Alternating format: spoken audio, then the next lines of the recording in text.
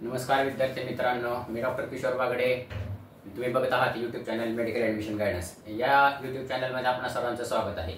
या चॅनलद्वारे medical admission प्रोसेसची सर्व माहिती ही अतिशय नियोजनबद्धरित्या विद्यार्थी व पालक यांच्या गरजा लक्षात घेऊन वेळोवेळी प्रसारित केली जाते.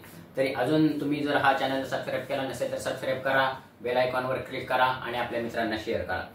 या चॅनलद्वारे आपण आतापर्यंत बऱ्याच मेडिकल ॲडमिशन प्रोसेससाठी लागणाऱ्या अनेक डॉक्युमेंटची माहिती घेतलेली आहे आणि व्यवस्थित सविस्तर माहिती घेतलेली आहे.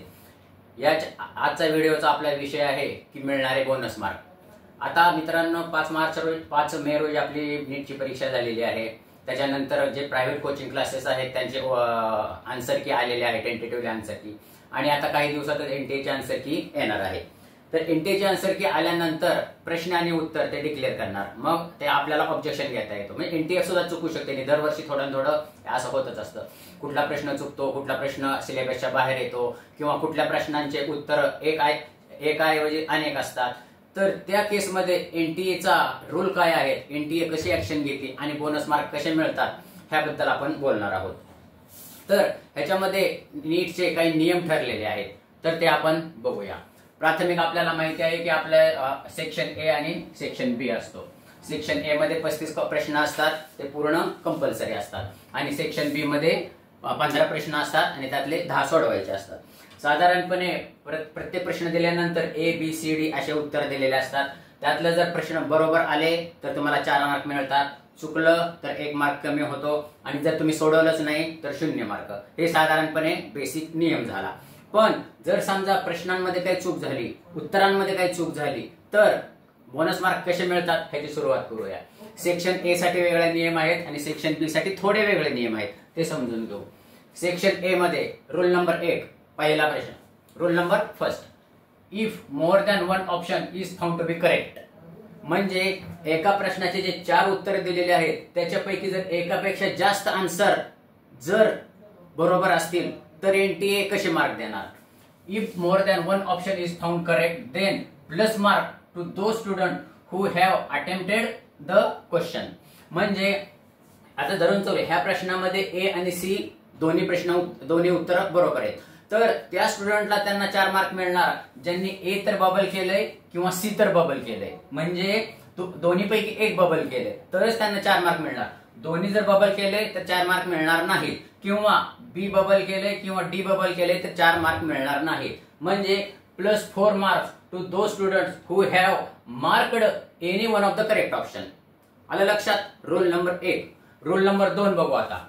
If all options are to be found correct, म्हणजे दिलेले 4ही ऑप्शन्स बरोबर आहेत. लक्षात घ्या, if all options are to be found correct then, म्हणजे 4ही ऑप्शन्स बरोबर आहेत, then plus marks to those who have attempted the question. म्हणजे ज्यांनी हे 4ही पैकी कुठल्याही ह्याला बबल केलेला आहे तर त्यांना 4 मार्क मिळणार. पण जर समजा तुम्ही हा प्रश्न सोडवलाच नसेल तर तुम्हाला 4 मार्क मिळणार नाही. रूल नंबर 2 परत ऐका.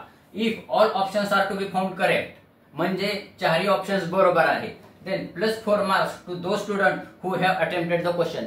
म्हणजे ज्या स्टुडंटनी कुठल्याही एकाला बबल केलेला आहे त्यांना 4 मार्क मिळणार. जर तुम्ही प्रश्न सोडवला नसेल तर मार्क मिळणार नाही.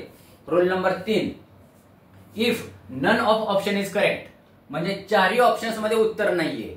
म्हणजे त्याचा दुसरा अर्थ काय झाला, ऑल आन्सर्स आर इनकरेक्ट, म्हणजे 4ही उत्तर चुकीचे आहेत. गोष्ट 1. गोष्ट दुसरी, क्वेश्चन्स इज द रॉंग, म्हणजे प्रश्नच चुकलेला आहे, एनटीएने दिलेला प्रश्नच चुकलेला आहे. आणि भाग 3, आउट ऑफ सिलेबस. जर हा प्रश्न एनटीएच्या लक्षात आलं की विद्यार्थ्यांनी लक्षात आणून दिलं की हा प्रश्नच आउट ऑफ सिलेबस आहे, तर काय ऍक्शन होती, +4 marks to all students who have attempted or not attempted. तिसरा रूल नीट लक्षात घ्या. If none of the option is correct, all answers are incorrect. If question is wrong, प्रश्न चुकीचा आहे, and question is out of syllabus, म्हणजे सिलेबसच्या बाहेर आलेला प्रश्न आहे, तर 4 मार्क्स सगळ्या स्टुडंटला मिळणार. तुम्ही प्रश्न सोडवा, नका सोडू, चुकला, बरोबर आहे, काही प्रश्न पडणार नाही. 4 मार्क्स सरसकट सगळ्यांना मिळणार ज्यांनी नीट अपेअर केलेली आहे. तर हे 3 रूल तुमचे सेक्शन ए साठी लक्षात आले असतील असे मी सांगा. आता सेक्शन बी कडे जाऊ. सेक्शन बी कडे पहिला रूल जसाचे तसा आहे. म्हणजे तुम्ही जर समजा 4 पैकी 2 ऑप्शन बरोबर असतील किंवा 3 ऑप्शन बरोबर असतील तर जो ऑप्शन बरोबर आहे त्यांना ते 4 मार्क मिळणार. ऑप्शन जर समजा तुम्ही प्रश्न सोडवलेलाच नसेल तर मार्क मिळणार नाही. रूल नंबर 2 पण सेक्शन बी साठी तसाच आहे. म्हणजे काय, इफ चारही उत्तर जर बरोबर असतील आणि ज्यांनी तो प्रश्न सोडवलेला आहे त्यांना मार्क मिळणार, ज्यांनी प्रश्न सोडवला नाही त्यांना मार्क मिळणार नाही. पण रूल नंबर 3 हा सेक्शन बी साठी वेगळा आहे. नीट लक्षात घ्या. Rule number 3, if none of option is correct, म्हणजे ऑल आन्सर्स आर इनकरेक्ट, म्हणजे सगळेच प्रश्न चुकीचे आहेत. प्रश्न प्रश्नच रॉंग आहे किंवा प्रश्न हा सिलेबसच्या बाहेर आला आहे तर कुठल्या स्टुडंटला 4 मार्क मिळणार, तर +4 marks only to that student. नीट आहे का, +4 marks only to those student who have attempted the question. म्हणजे प्रश्न ज्या विद्यार्थ्यांनी सोडवलेला आहे त्यांनाच फक्त 4 मार्क मिळणार, बाकीच्या कोणालाही 4 मार्क मिळणार नाहीत. नीट लक्षात घ्या. तर अशी आहे बोनस देण्याची पद्धत. आता साधारणपणे काही दिवसातच एनटीचे आन्सर की येईल आणि बघ बोनस कोणाला मिळणार, कोणाला नाही मिळणार, कोणाला मिळणार, कोणाला नाही मिळणार, अशा अनेक शंका मिळतात. विद्यार्थी नाराज होतात, मला कसं काय नाही मिळणार, त्याला कसं काय मिळाला. असं नाही, तर हे नियम आहेत. विद्यार्थी मित्रांनो, मला असं वाटतं की तुमचा हा बोनस एनटी कडून मिळणारा बोनस ह्याचे जे काही रूल्स आहेत हे लक्षात आले असतील. लक्षात आला नसेल तर हा व्हिडिओ परत पहा.